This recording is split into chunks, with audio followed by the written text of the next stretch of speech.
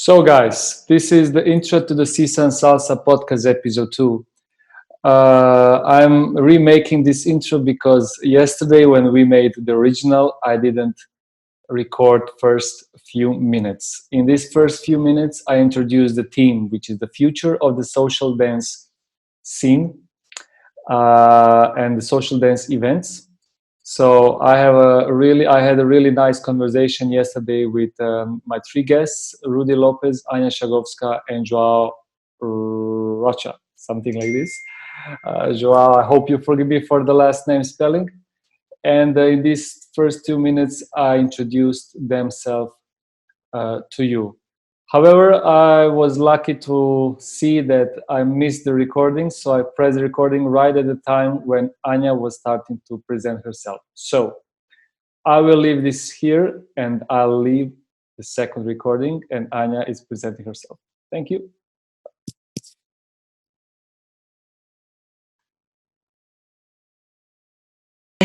I think organization is very unromantic. I have a lot of other things to say about leadership, about perseverance, about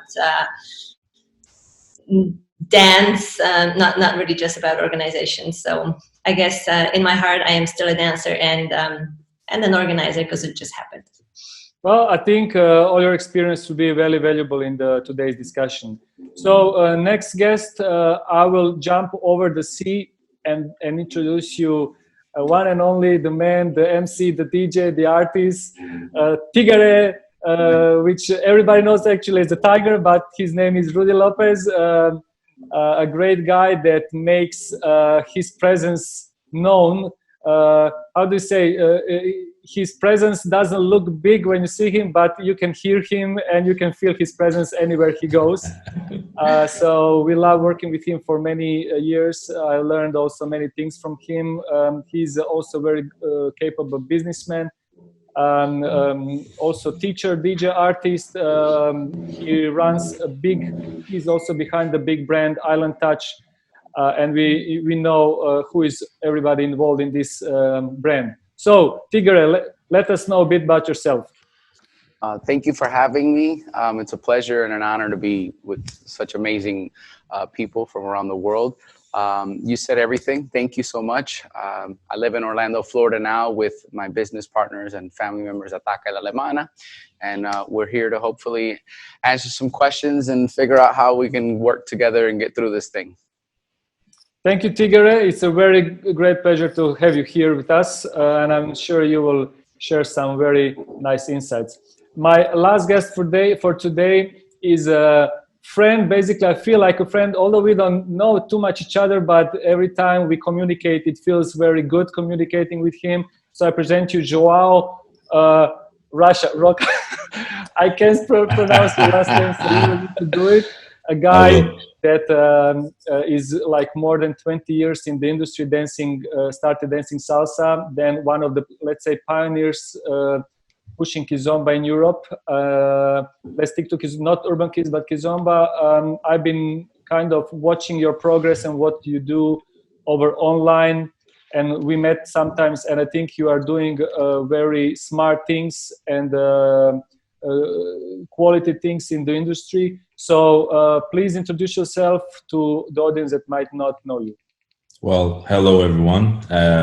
First of all, hello Anya, hello Rudy, Joao. and hello Vladi. Thank you for the opportunity to be here and to be one of your invited guests. Especially not being from the salsa but from the kizomba scene, I have to be very thankful for being the chosen one.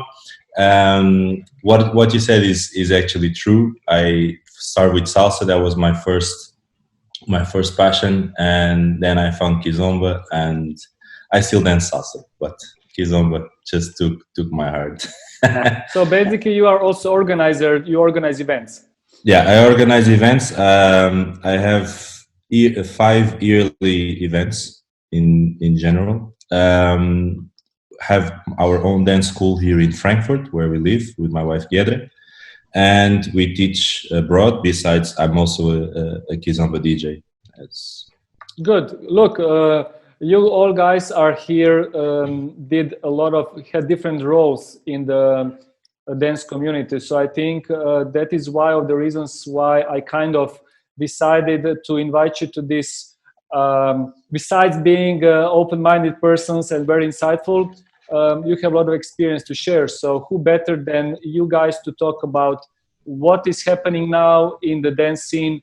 Are the tides shifting to one or other side, and what is the future we can all expect, and how to prepare for it? There's when I was doing this podcast, the main idea is, of course, partly the promotion of the brand SEASUNSALSA, but my biggest interest is trying to figure out what is happening around us, and also to learn from the experience. And one of the experiences is this, learning from the other people. You cannot be everywhere at the same time. So one of the things that I've been seeing and noticing being involved in this industry is during the Corona crisis, things are changing in a way that we might enter different kind of world once this crisis is over. So that was my initial idea, that I want to discuss this with certain people that have something to say. So that was, I found out that you have skills and experience to speak about this subject. So that's why you, by the names, are here. So let's go on with the subject. Now that we know that we want to figure out what is going to happen, our customers, well, actually community, I like to prefer calling community because many of them are friends, wants to kind of see the leadership, where this is going, what are we preparing for them? Do we at all are ready for this? And it's like, what is happening? So, Anya, before going on to this answering these questions, can you please just explain, tell our audience, when the crisis has started, how this affected you and your festival and your business and your life? So give us a little bit more intro. Okay. Well, I ran a couple of festivals, and I just finished a small mambo event called Salsa Spring Break in March, on the 8th of March. There was a little bit of talk about the coronavirus, and I remember one customer was asking me, so what do you do to protect us from the virus? And I was like, just wash your hands and sleep, because it didn't seem like a big thing yet. And then 3 days later, on the 10th of March, we started to get bans all over the country, and suddenly the world just turned upside down. So because my event is in November, the repercussions are sort of slow. I mean, obviously, the sales have slowed down. People still don't book so much. They still book their pass. I think they're hopeful that everything will go away until the fall. But it definitely has slowed down, and it made me ask myself the question: will the festival happen or not? What do we do if it doesn't? Of course, I went immediately to think of online solutions, and I have a couple of creative ideas. But the only thing is that the festival has to happen in order for me to introduce something new. So, basically, our event business does not exist in this crisis. So basically, it's fair to say what I've heard. Actually, a lot of people that are involved in the event industry is like they made kind of a wording for it. It's like events are first to stop and last to go back, starting again. So basically, I think nobody feels this better than the event organizers. Is that fair to say? Yeah. What I just say, it basically doesn't exist anymore. The only thing that we can do is hope for a change and prepare for for when it's over, for when people actually have vaccines and medicine. And So okay, Rudy, can I jump on you and ask you a question? It's a little bit more political, but we talked about it. You say what you want to say. Obviously, when we are talking about the Corona crisis and events, we are not now the main decision makers about when and how we are going to make our events. Our governments play a big role in it, and we are all dependent. So having you from States, and we all get this info from the media, but can you please tell us, living there, how the States are faring now with this crisis? Yeah, so the United States, I'm not an expert on, viruses and the spreads, but I've been trying to consume as much information as I can from places like the CDC and the task force by our government to try to get some kind of a balanced understanding of what the experts say and recommend. And based off of that, it looks like our country is definitely not going down that path. Yesterday or Monday here in the state of Florida where I live, they've already began opening up restaurants and some dance schools and things like this. And it actually happened the same day or the day after we had the most amount of deaths in our country. So in terms of the political climate in the United States, it's all over the place. Our president is trying to open the country as fast as possible because of the economics. It's an election year here. In November is when we have our elections. So how that relates to the event industry, I think what's going to end up happening is promoters are going to be put in the situation where the government is probably going to say, it's okay to have your event, and then wrestle with the moral, possible ethical question of, well, should I be still having my event even though it's legal? So when do you think, do you already have some predictions when your government is going to make this happen? So right now they're opening up smaller things, restaurants, I think things 50 people and under. But the language and the energy that is being projected by the administration, you can tell they really just want things back to normal. They've been talking about Memorial Day, which is the end of May.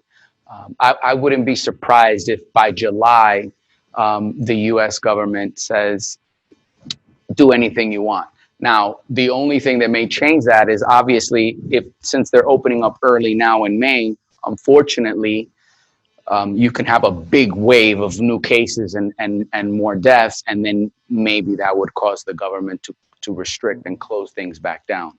I don't want to comment too much into, it's not the subject, but it's really connected to opening events. But I'm really puzzled a bit how your government is basically the hardest, USA is maybe the hardest hit now, and are thinking about opening even before other countries in Europe, which have not taken such a big blow. So that really surprises me. So let me jump to Joao and Anya and ask Joao and ask the same question. How does Portugal and Germany, because you live in Germany, but you are from Portugal and doing events in Portugal and both Germany. Do you follow the developments there? And what do you say about the events opening and how the Germany is dealing with the crisis? Germany is dealing a little bit different than Portugal. In Germany, there is already some of the things are opening. This is also similar to Portugal. Nevertheless, apparently in Germany they are hitting for around August to start opening clubs and eventually dance schools and bars and so on. In Portugal, it feels, or it's being said, that it might take a little bit longer. I think both countries are dealing quite well with the crisis. In terms, of course, there are different proportions. Portugal has 10 million people. Germany has over 80. But they are dealing quite well. So I think there is, for this reason, there is like the starting to open of some businesses as well. And there is some predictions concerning the events. Nevertheless, as I commented with you before, this is something that we have to be controlling and being really aware of what's going on in order for us to make the best decision concerning to our events. No, I agree definitely. I mean, I'm really interested how it's going to look when sometimes we start doing the events, connected to Anya's comment. Will we put hand sanitizers all around, masks? And I mean, it would look funny. There are a lot of these videos going from China with masks on their faces. I don't I don't know, maybe it's going to be a default for us and we're just going to accept it and go. But I must admit, it really looks strange. So Anya, what do you think? Also, depending about the Poland situation, when do you think things will be starting in Poland with at least some local dancing or something? What is your projection on this? Well, right now we have very crazy government. They were trying to push presidential elections for the 10th of May. So anything they do seems like a political choice, but not really anything contra the pandemic. They just opened big shopping malls. They opened kindergartens and nurseries, but not schools for older kids. And no restaurants, no clubs. So it seems pretty chaotic. And we don't know if after the election they're gonna just close everything back down and send military guys onto the streets. And there is really a lot of mistrust. Well, everybody talks about the end of summer or end of June as sort of a timeline that we should be looking at. Maybe things will go back to normal. But then at the same time, they say schools may not open in September. So events will be the last to open. They talk about a limitation of 1,000 people for a long time, that nothing bigger than 1,000 people will be allowed to happen. I must say that the political situation is not really helping. We're pretty much kept in the dark, and the economy is not a priority for the Polish government right now. So that argument doesn't convince them.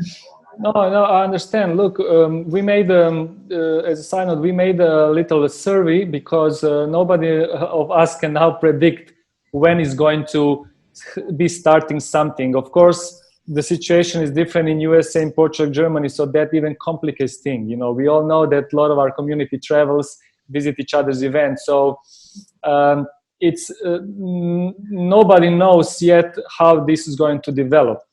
Mm-hmm. However, one question that I would love to ask you still, maybe continue with Anya, because your event is one of the, it's the biggest, maybe the event in the world for the salsa people. So, and one of the most international ones. I cannot not ask you about what is your plan for this year's event. I know that you still have hopes, of course, that's good. If the event makes it, do you think you will need to adjust for it? Do you plan to, as I said, have some mask, or you just go back to usual, you just run the event and that's it?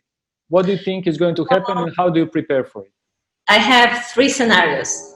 Scenario number 1, let's start from the most pessimistic. The event doesn't happen.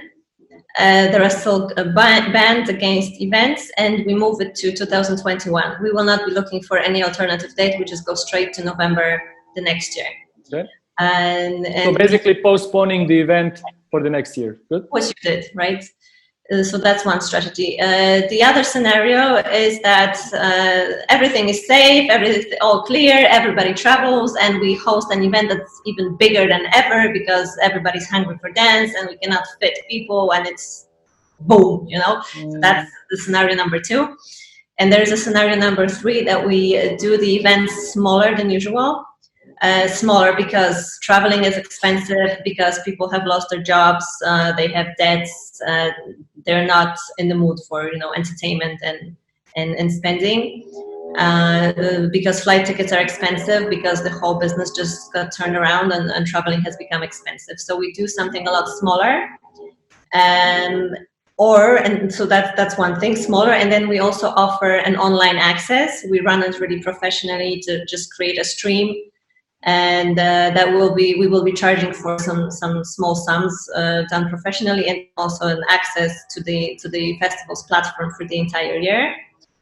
So that's the online inspiration. That's something new we can build. And or another alternative, that if we can only run events up to 1,000 people, then we try to think how we can split, I don't know, 2, maybe 3,000, because I assume it's going to be a smaller event.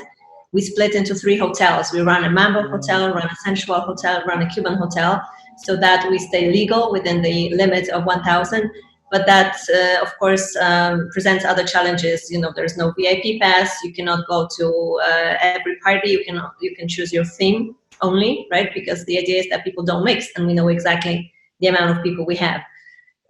So basically, running 3 events separate. Anyway. Yes, that's the idea that I have in my mind. I want to explore it. I don't know if it makes sense. Maybe it makes more sense to just move the event, postpone it, because it's not what we're used to, when everybody's locked, sort of. Okay, so if I got it right, you have scenario not happening like big time, like we are all rock stars there and hugging each other, or not hugging, I don't know. We are there drinking, I don't know, maybe every room will have its own floor, now even more, like. And the second one, the third one would be kind of downscaling the event, or maybe distributing in different locations to accommodate the big numbers. Or, mass sanitation, that's something we can implement that doesn't really change the strategy of the event. We can do that anyway, right? Okay, Rudy, I know Touch Events has a lot of events going on. You cover a lot of USA cities. You do event in Dominican. What is the plan for this year, if there is a plan? Well, fortunately for us, we had chose this year to kind of downscale. We used to have 5 events around the United States, and we decided to only do 2 events this year, which was Chicago and Bachatu, our Dominican Republic festival. We also have one in Tampa, November, but we've already had to postpone both of our events from this year to next year. So this year our work is basically. You are worry-free about the refunds and everything that happened to we're just dealing with that stuff. But yeah, so basically the hard work for us for this year is done, but now the hard work is for next year, anticipating and planning for, what is next year going to look like? Because March seems like or April seems far away, but it feels very close now already because of so much uncertainty. Yeah. So one question, when we speak about this uncertainty, I as organizer, of course, well, any businessman or any person that has its own business, doesn't matter the dance or anything, when crises happen, and when it hits you, you don't want to be hit again that way. So you want to prepare for the next time it happens. And we see that in this modern era, the crises are coming and going. Like it's not like 50 years in between 2 crises. We are being hit every decade, at least 1 crisis. So can you offer some insights? I'm sure you were thinking about it, how to protect your investment. And by investment, I mean your work, your effort to make your living, and protect the events and your time from happening again. So you will, of course, everybody will keep on doing the events, but will we be changing something so we don't feel kind of that hit again? Yeah, so I kind of am sharing Anya's option 2 excitement. Everybody comes, everybody dances. that next year we come back bigger than ever. There's a vaccine and I can lick your face, Vlad. But look, Zoom is censoring you. I've lost your feed, so that's my hope. Okay. So I'm planning on I'm monitoring the situation, but right now my plans for next year are to go bigger in terms of what we were going to provide our attendees this year to make up for not being able to do our event this year. So I've actually hired more artists for next year than I had this year. But with that said, as we really start seeing what the realization of this, depending on vaccine, etc., come January, February, we'll have to start reassessing where we're at, and then going forward to prepare for future stuff. Then, the events maybe will require us cutting costs and looking at downsizing a little bit in terms of the number of headliners, etc. But I want to stay as optimistic and positive as possible. Touch events, our big thing has always been to give more than usual, and not bring more artists than what we need for the event, just to be able to give back. No, I share your opinions. We will definitely need to do something and give more to community. I will ask next question, Joao, but it goes along with the questions I ask you, and I will give you a chance to put out of the sleep your camera, because it's we see you dark, or I see you black. We don't see everything. So, Joao, kind of a same question to you. Our community has also the people who are listening this feed and who will listen later are the community that we are part of, the dancers that come to our events, and many of them have felt it too. Not just, they are also stayed home, they couldn't dance, so they are left out of the experience that events provide, and also other experience. Of course, events are maybe just one part of their life that they're missing. However, there is a thing that what happened is a lot of people have paid the passes, the airplane tickets, the accommodations, and have invested a lot in their travels, in their experience. And based on, in airline industry, airlines are struggling with this problem of returning money, so they offer vouchers. Everybody has been hit and dealing with the situation in this or that way. And sometimes our community feels they are not treated well. Not just but other parts of the industry. I suspect that in future, customers will be, including the members of our community, will be kind of maybe more demanding at least in terms of what they're getting into. What I'm heading here is, do you think that we will need to tell our customers, if this happens next year, in advance or so on, we will do it like this, like this, like this. Of course, nobody could have predicted this force of God, and most of us, and maybe not even airplanes, have included this in our terms and conditions. But do you think we will need to adjust and be more careful in planning how we treat the community, the customers, and so they don't feel also kind of left out when things like this happen? Definitely, I think that we all have to have a great deal of thinking on our terms and conditions, because a lot of things are really not in our hands, like something like what happened. Like many organizers, they even before the event started, and with all the measures, even from airlines, they still lost a great deal of money from the investments that they did previously. And in many cases, this is not possibly to recover in any way. I do think it's important to have a certain level of protection for ourselves / protection for the people. Maybe a kind of a middle term. In the same way, I think it's very unpredictable of what is going to happen in the future. You're going to have people that, as Anya said, they are willing to come back to the dancing scene. The same way, I think there is going to be a lot of people that are afraid to come back to the dancing scene for several reasons.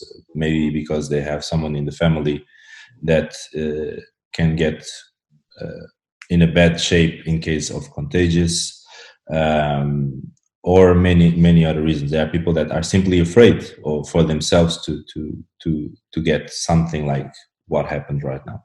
So I think at the moment it's very unpredictable what we are facing in the future, and in a way, every step that we do concerning the organization of an event has to be thought in a way that the risk for ourselves as well as organizers is somehow minimized. So I'm not, for example, I'm not sure if I would go like crazy in terms of personally of giving a big offer in terms of the event, because I really not sure how people are going to deal with the moment that everybody can come out and start dancing. And I will tell you the reason why. We have, as you know, we have our dance school.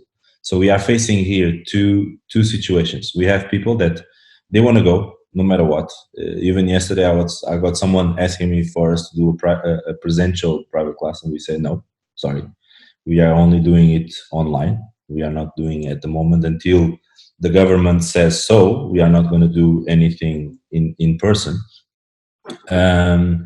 The same way that we have students that already comment with us that even if the school is allowed to be open in the near future, they still will prefer to have the system that we have now, which is pre-recorded classes that we've been doing all this time that we have been in quarantine. We go to our school, we record the classes, and then we put them available for the students that want to keep going, and they still don't want to come to the school. So and there is the ones that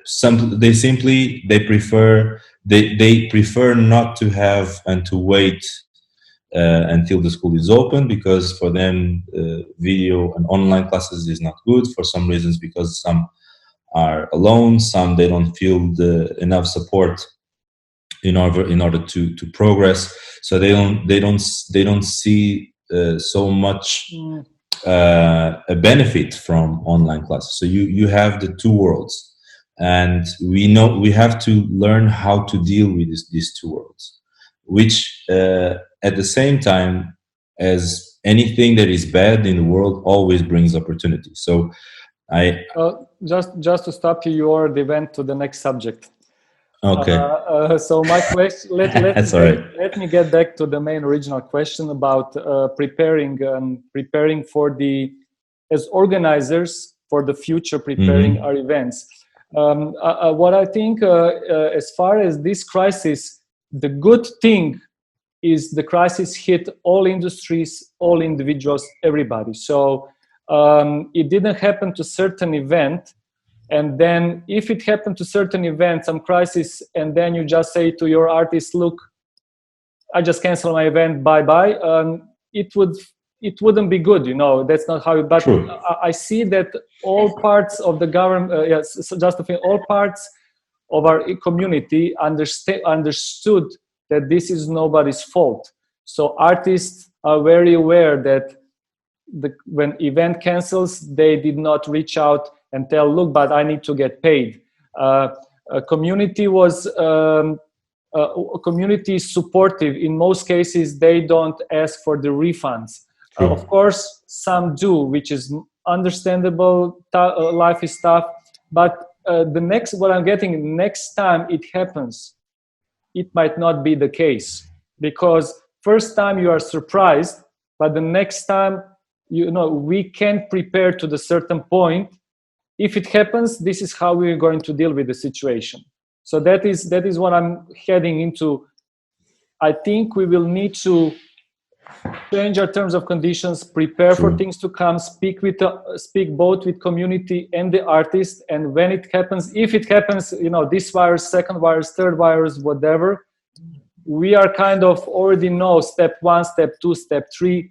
And some, of course, not everybody will win in this case, but I think it's just kind of closing eyes and just pretending this is not going to happen again. Maybe is a recipe for disaster. Maybe it will be a recipe for disaster for some, but some will get prepared better, and I think community will follow those who are prepared. Anya, sorry, can you please reflect on this? Yeah, I wanted to say that, a crisis is always a crisis. If we were all prepared, then it wouldn't be a crisis. It would be something strategic. So it's very hard to predict another crisis. I remember in 2010, I was in Manchester performing with Tamambo. I already had my 1-year-old daughter, and it was a beautiful event in a beautiful venue. And there were 2 sisters organizing it, Emma and I think Kate. And they were very successful, but that event they really suffered because of the volcanic thing all over Europe. There were no flights were coming in from Iceland. Yeah. Or airports were locked down. So a lot of her customers just didn't make it to the event. They had their flights booked, but they just couldn't fly in. And that was the last event she did, because she said it's such a risk. She was a mom, that she never do it again. And since then, I remember I was always thinking every year, I would like to have an insurance for this. And I spoke to my insurance guy, and we were looking into options, but it cost like a couple of €1,000, such an insurance, like, I don't know, 5,000 or 6,000 euros. I was like, okay, I just live on the risk, Yeah. I can do it. I have, of course, insurance from very different things, but this was an expensive insurance from natural catastrophes and anything we cannot predict. So I had that thing in mind. I was thinking about it for the last 10 years, but I didn't get it because I thought, let's just get to another edition, and just to another edition, we always survive it. So, and then after, when people started to get sick, nobody wanted to sell such an insurance anymore, right? Because no company would get into it. So I think you gather experience, and I think next time I'm going to invest in such an insurance, just in case. I'm trying to invest in the insurance company because now everybody is going to pay insurance. I think I'm just kidding, but yeah, some businesses we are, of course, a lot of people have suffered, and businesses have suffered. Some businesses, of course, didn't suffer pharmaceutical. But I also feel that the community is very much together. I just canceled a marathon that was going to happen in 2 weeks, and we offered a transition and vouchers for alternative events with a bonus to our participants. Very few people asked for the cash refund, so I think they're very understanding, and I think it also shows, they're not just very altruistic, but just really want to continue dancing, say, okay, I spent that money already, I'm going to wait for next year, so next year I don't have to pay for this anymore, right? Yeah. So I think we're all just kind of sitting tight and waiting for this to be over. And it's our responsibility as organizers. We need to have a certain financial backup. We need to be able to take a loan. We need to be able to get into our savings. It's our responsibility, right? We take risks. We're responsible for people's safety, but also for the finances. So I think that we cannot run away from that. And I honestly think that when we are allowed to get out and dance, people will expect less. That's my intuition. That they would just want to go out, meet people, have fun. No bands, no extras, just purely social dancing and just some inspiration. I don't think that demand is going to jump. Yeah, I think we will all be happy with just seeing each other, and we will. No matter what the floor is, no matter. Well, at least look, but humans, at least. It's going to be like for 1 month, and then after 1 month, it's going to be all the back story. We go back to normal, yeah. Go back to normal. No, but now speaking as organizer, not as a host, I do think that we should be thankful for the trust that and support we get from the community in this crisis, and following also on your and Joao's thoughts and Rudy's, we should definitely be giving back once we get out of it, keeping their trust with us, because it's like deserving this. And so especially if in the future it happens, I do think that it's like in Croatia there's a crisis now, but everybody wants to go out. Now that everybody's kind of getting out of the house and so on, if in 1 month we need to go back in, I don't know who is going to back in, because once you are patient, but the second time you really need to trust that person to repeat the same experience again. So that's why I'm saying we need to treat this trust really specially. So the relation, the only thing, one of the only thing we had we cherish the most for our event is the relation with the community. So that is really helping us now. So let us continue now with the second part of the conversation. This was a very thankful, very great insights of your own events and how you think about your own events, how it's going to go with them. What I wanted to speak about is, Joao, you started a bit of the talk about it. It's about online. So everybody now knows there's millions, tons of online classes of the people we know, of the people we don't know, of the people we will know in the future. So as everything in life, when river stops flowing one way, it will continue flowing different. People are finding the way. Let's just first say, what is your personal opinion about the dancing? Do you? Okay. Let me start with myself. I personally share the opinion: offline will never, online classes or dancing will never replace offline. However, I do think there's a space for this. It will never replace human touch. It will never replace emotion and so on. But I know some people that I talk to, but I'm open for online experiments. But I know some people that say, oh, online is never going to make it in dance. It's just simply never going to make it. So, Joao, in short, can you please tell us your opinion about online and offline events and dancing? Well, I believe that this crisis opened the possibility for the online. As you say, I don't think that it's ever online is going to replace the human contact, but it opened the opportunity to explore this side of the market much more. In our case, we never had really the time to work on video recording for our courses.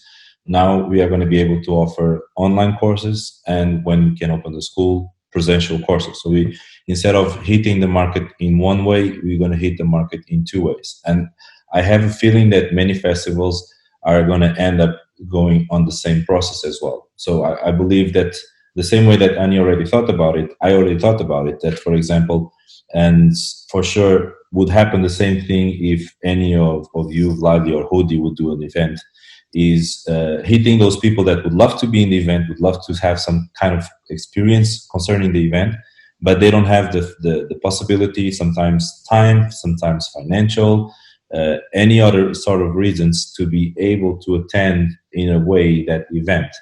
And okay, in your opinion, out of 100 people, how many people you think are going to try online? Well, the percentage, well, that's very hard to say, but the percentage concerning online and presential one, I think is very drastic. Once you have the presential possibility, naturally you want to be there. But if you cannot be there, but some way in a way you want to still be present, I believe people are willing to pay a smaller amount of money to somehow be able to do classes still that are presented in that event, or to have a feeling of how is going the party, to listen to the DJs playing.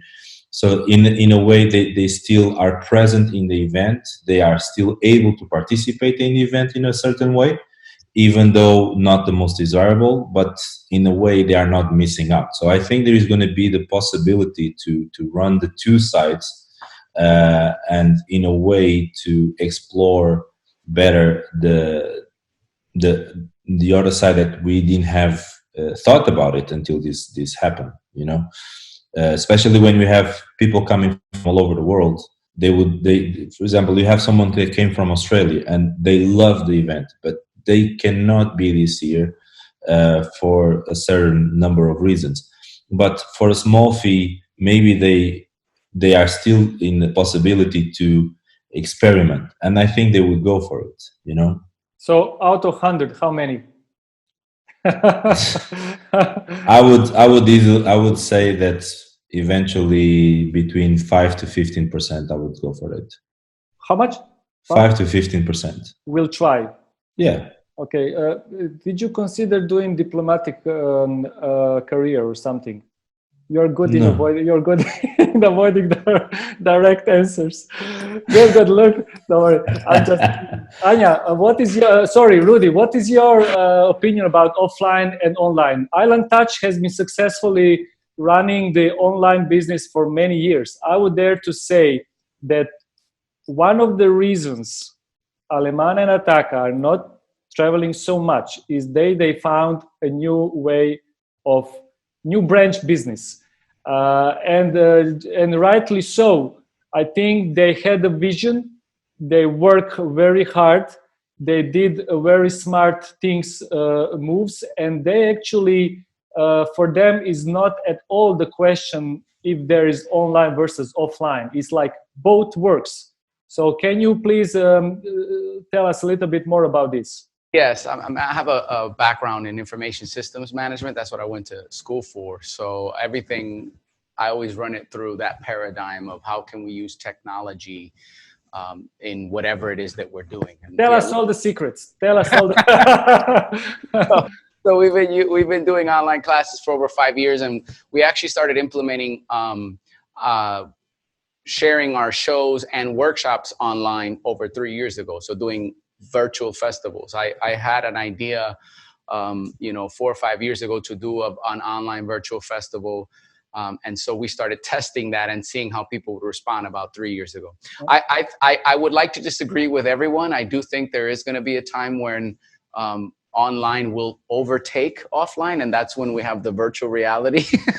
Then no one is going to do anything but online. I don't know if the Kizomba people will agree by that. They're going to put the mask on, and they're going to never leave their house again. Into the matrix. No physical contact. Come on. It's going to be just as good. Look, I have some friends now in the chat here in the Zoom following this chat. They are hard Kizomba dancers. They're messaging me here in private and telling me, look, we just can't wait for the pre-parties to happen and to hug. And so I don't know about that VR. If it can't like beam me up, Scotty, to the pre-party. But I think both make sense. I think everyone right now is trying the online, right? And seeing whether or not they like it. And I think the people who are implementing it well are going to see a bonus, because the reality is online should supplement your daily activities, right? There's nothing, I can't replace Joel touching me and hey, fix your elbow here, you're doing it wrong when we're in person. But in between those presential interactions with him at home, I'm classes with Adolfo, with Ataka Alemana, and learning very high level things that I can have my local instructor then fix and work with. So I think they're going to work really well together. In terms of the online virtual festivals, that is the one thing I'm like, I currently don't see a lot of value in that. Maybe value is not the right word, but I see a little bit of a conflict of interest. For example, if I'm Adolfo in the Coche or Ataka Alemana and I have online classes that I'm selling, but then now an organizer wants to sell my workshops, somebody at home would either take my workshop at your festival or take my workshop on my website. So that part, I don't really see how we can make that work well in terms of the artist benefiting or the organizer, when you have artists that are well established and that have good platforms already set up. And then also the virtual social dancing. I think from an instructional perspective, I think it's going to work well. From a show perspective, you might be able to, for example, I haven't had the opportunity to go to El Sol, but, I've seen some of the presentation. They have a very beautiful presentation. I think there's value in being able to see Ernesto and Denise perform on their stage, right? So I think there you can provide value, and people would maybe be willing to pay for a weekend pass to see the shows from an event that has really high quality production. So I just see them working together.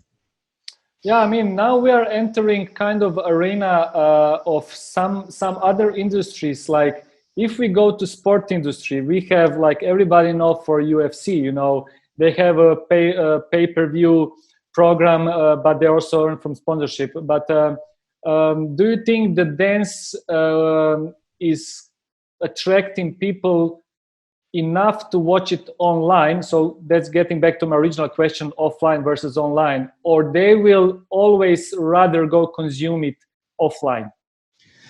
Until we open back up, I don't think I can answer the question, because people need to have that choice for us to really see which direction they're going to go in.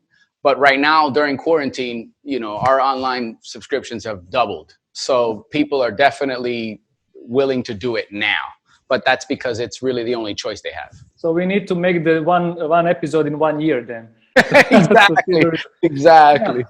No, it's very interesting. I have thousands of questions like this and going through my head. And of course, everybody's now guessing. You guys have been actually coming in prepared for this because you have been having online classes before Corona. So you had the platform that is basically now your main gig and is providing you with a possibility to work and to actually do work on that platform and to be at in the scene and the community present.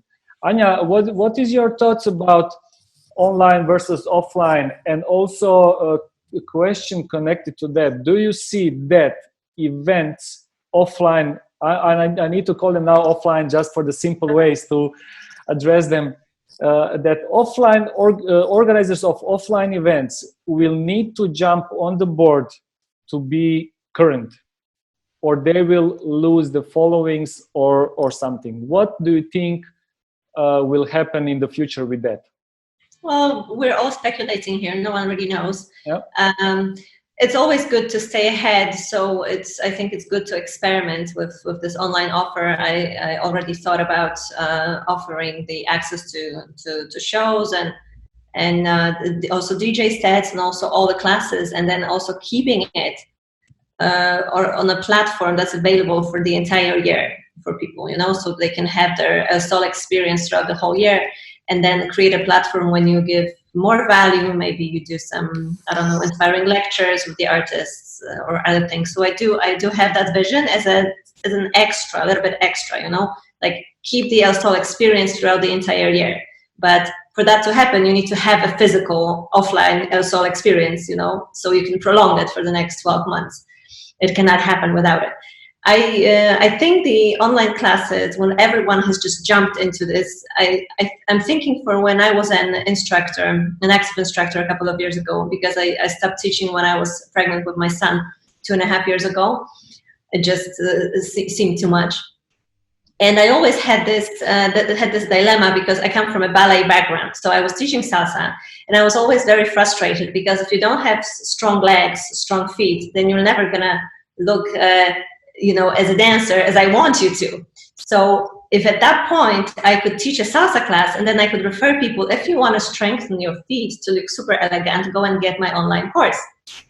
Right? Because it's something that you can do at home, practice your relevés. It's something that I cannot teach in a salsa class because people don't come for ballet, they come for salsa. But in order to be really good at salsa, you need some technical basis. So I think it opens for someone who has technical knowledge and very good methodics. This is a great opportunity. And I know that some female dancers all over the world have been super successful, more successful than normally, because they offer that. So this is a very good time for people now to practice at home things to get better when they get out of the house, like split challenge, let's stretch now for 8 weeks. So then you go out and do a split in an event. Center, strengthen your center now so that you're a better dancer when you get out. So I think a lot of intelligent solutions can be great business products. I think the sort of classes when someone doesn't have a certain strategy, they just say dance with us. That probably depends on the power of their relationships that they have built, who's going to just do regular classes. And I'm also a bad person maybe to ask this because I hate online courses. Any online course that I have bought in my entire life, I did 1-2 classes and I just abandoned it because I'm a very kinesthetic person. I like to go and experience. I like to be in a different space. I need to get out of the house because I have children. I cannot buy something and study it at home because I don't have the conditions. So I am definitely very much for the real experience, physical experience. And the online, it's nice that everyone has now become friends with all the apps and all the programs. These things seem too difficult, I hate IT stuff, but now that I'm running interviews with the artist, I had to become friends with the StreamYard and the Pro version and the background and the branding, and I can actually do it. So, it made me learn new things the same way that instructors have learned to use their platforms. And I know that some instructors who were not school owners, but they were just good instructors, that they have emerged as stronger brands because they already had a following, but they were stuck working with certain schools. But now they actually had to put up their own platform, their own fan page, and they become a stronger brand, while the traditional dance schools have problems struggling with rent, employees, administration, that it's totally not needed right now. They could just not exist, basically. So I think we need to be smart in how we're using all these tools, and there is definitely an opportunity in it. Thank you for the opinion. No, as far as the organizer of the event, what I see about the events that will never be replaced with any classes or any online, even the virtual headset, is the experience. Look, this is actually great information. Coming for you, Vlad. It's coming. Yeah, I'm afraid of those. I mean, I'm seeing already with the mask, and now I with the mask I can see your eyes, but with the headset it's like you're not. You're gonna have headsets and masks then. And masks. What I was actually, of course, we inside the company and the office, and I speak also with a lot of people now from the industry, and what I feel about the experience, about the events is the offline, the online events classes have a certain role to play, and I don't have any doubts there will be more and more online content. It's just how smart somebody is going to offer the platform, the marketing, and so on. We can see this in the sport, yoga, wherever it goes, and dancing will be the same. But we are much younger industry as social dance, so that's why it takes more time for us. And the technology is new. But look at the fitness, yoga. You can just choose and make a routine, a warm up, stretching or whatever online, and people are using that. Even some people who don't go to the normal yoga lessons anymore because they don't have time. Second thing, I remember when I was starting dancing salsa, there were videos going around with some weird ways how you can download them, and we learned those because we didn't have anybody physically to learn from.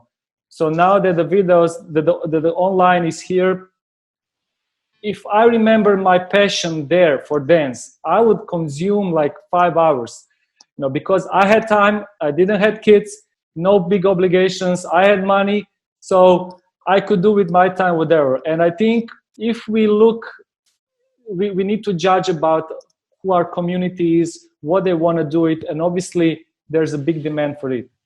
However, what I know that it will not replace is like see on your skin, or the pre-parties in El Sol, or in Dominican Republic live bands or something. This is never going to be replaced. So I think kind of merging those two will be happening. Some will just stay with offline, some will go full online, and it's very going to be interesting what is going to happen in that area. And also now maybe it's good time to tell you about the survey, because thank you for the audience. Many of you, not so many that I hope for, but we have some nice information about what audience thinks about the future of the online. I will put it later in the event as graphs, which I already put 2 of those. But what I can say is that most people are interested to try online lessons. When I say most, is at least more than 60% or something like this. People are, as I think, who said, Joao, you said, people will be or are afraid of traveling too soon.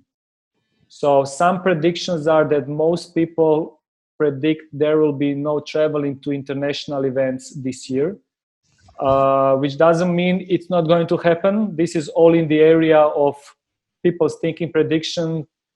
It has so many things like airplanes, how they're going to do. So many factors that will need to combine, and we will see how that's going to work out. So the full survey from our community to see, I will put online. And it's interesting, everybody has hopes for the start of next year. So it looks good. I know that community, I feel talking with a lot of people from our community, they want to come back as soon as possible. So we might see that coming back at one point, everybody wants to just go to events, as Rudy said, but nobody knows when that's going to happen. So I think we had a really nice thoughts from each one of you, and I would love to wrap up this conversation with some thoughts for the future. So Joao, let's start with you in really short. Although we said a lot of things about already in our conversation, can you summarize in short who are the biggest winners and biggest losers in this crisis, and what are the lessons we can learn from this crisis? The biggest winners are the Chinese. Oh, unexpected answer. Yeah, because if you realize they are right now, their economy is. Let's not go to politics again. You will have a wonderful career. Let's stick to our community. Well, I think the winners in our dancing scene are those who do things with quality. I feel that at the moment there is a lot of good and not good things happening online. So in a way, I feel that this crisis has opened a little bit the opportunity to do some cleanup on the market. I can be wrong, but this is my feeling. Naturally, the ones who lost the most, besides organizers, are everyone that is involved in this kind of industry. Because, as you said before, we are the first ones to stop, and we're going to be the last ones to begin. So for people who live exclusively from this form of life, where is teaching or organizing events or DJing or something like that, we are confined to wait longer than anyone else in order to see our economies come back on track. And for this reason, we are trying to find alternatives. And one thing this as crisis has brought into me is the feeling that we really need to have a plan B when it comes to our lives. So if something like this happens again, we are not completely in the same situation. So it is important that we do keep following our passion, the things that we feel that we have abilities to do, but have in place an alternative, a plan B of sort of income, something that would somehow keeps our life going on, instead of wake or going to bed every day thinking how it's going to be tomorrow, because I have no idea when I'm going to be able to open the school again or to go and teach again. We have a saying in Croatia: don't put all the eggs in the same basket. So with sometimes it's hard, for the artists, they want to dedicate their whole being to the art and they want to be the best dancers, then you need just to dance. True. Sometimes that's hard, but I like the plan B version. Anya, well, let's now let's leave Rudy last. Anya, what is your thoughts for the future? Who are the biggest winners and biggest losers? I don't know if I'm the one to judge. I think the hardest situation is for those who have big rents, big spaces, big dance schools, and big administration. So those, I would say, are the losers. The winners would be people who operate with no costs, instructors who can swiftly transition to online classes and somehow make a living. I've been in the business for 19 years, and I have lost money on the festival once, big time. I had debts. I closed my school. Actually, I left my school, my Salsa Libre, and I moved just to the event company. So I've been in financial trouble, and I've been in crises. And I must say that for the third time, I was a lot more prepared. I was unprepared for the pandemic, but I had savings. I didn't lose my head, just try to stay focused and think of alternatives. So I guess the more of these unexpected situations in life you get, the more mentally prepared you are. And it's very hard to speculate, what's going to happen after. We're all speculating because we don't know how much it's going to take. I think what you mentioned before was diversification, right? They use that term in business, that it's good to diversify. And, I thought that I was diversifying because I had a local social Salsa Mania for the Polish crowd and a Sunday night. And then I have a Zouk festival that's really big in January. And then I had the spring break and the festival. And I was thinking that it's also diverse, So once the salsa goes down, I have Zouk. If I don't do anything international, then I do something Polish and the other way around. And now I realize I should have been baking bread or produce toilets or, drive a truck. That's what business diversification is all about. I admire sometimes people who can do variety of businesses. I have actually a friend from Split that helps me about part of the production. Rudy, you know him, Ian, and he has event company, he has sewing company, he has cleaning company. But I talked to him 2 days ago, and he said, "Look, but all my businesses support each other. When one fails, other ones takes on. But my sewing company produces costumes for my event company. My cleaning company can also clean the event places afterwards, and so on." So sometimes I don't know if it takes that way of business mind, or it's just you are born like this or something. But some people just make it diversified, versus some people go and be the best in one thing and then they make like the king in that period. So you never know which way to go, but it's a very good point. It's a very good point. Yeah, I am. I mean, I sometimes I think of myself as a businesswoman, but I think I am really an artist and just currently really getting expressed by organizing events. But I really don't see myself running a food store or anything. So no, I completely understand. Thank you, Anya. Thank you, and Rudy. So you have some orange. Selling orange juices somewhere in Dominican Republic.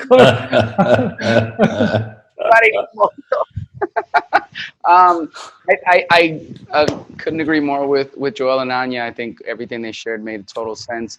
If I was going to summarize the winners versus losers in terms of our dance scene, it would be the big brands won or are winning because they had enough of a following and enough of a platform to transition to the online, even though they maybe didn't have one. But if you were kind of like a middle tier artist or below, you went online, but no one's necessarily seeing you, so you weren't able to necessarily make a big enough impact to. So that's kind of how I interpret the winners and the losers in terms of the dance space. I think with the events, Joel said it awesome. I think there's going to be a quality control, and I think high quality big events are going to do very well after this, because people are going to have to pick how many events they can go to a year, and all of these, middle tier events that are just, doing it with a cheap floor and whatever. I think you're going to see those go away. You're going to end up with weekenders,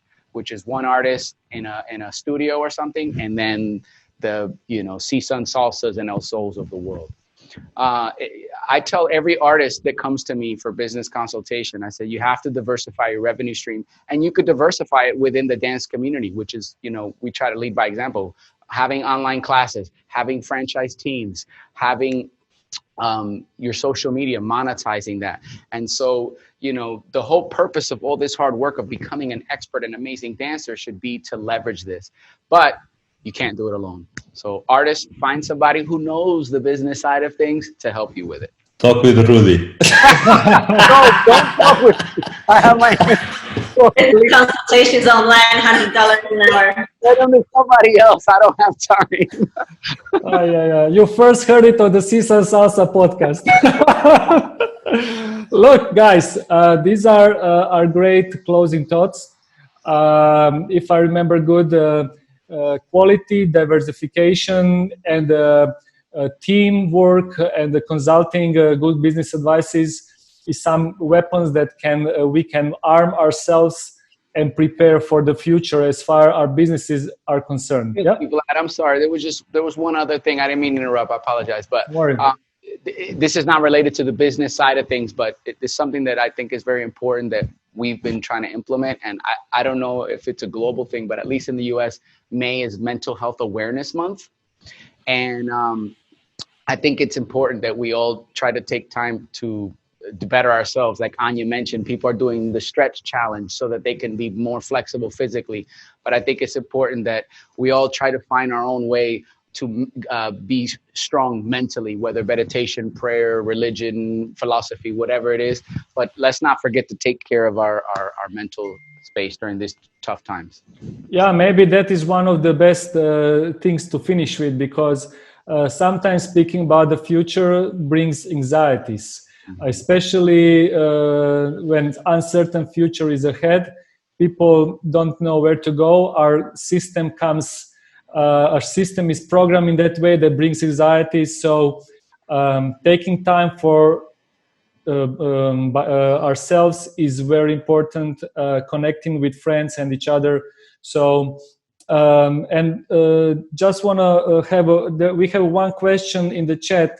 However, next episode will be about online content only, classes and festivals. So we will not speak about offline, but only online. So I will leave this question for the next episode.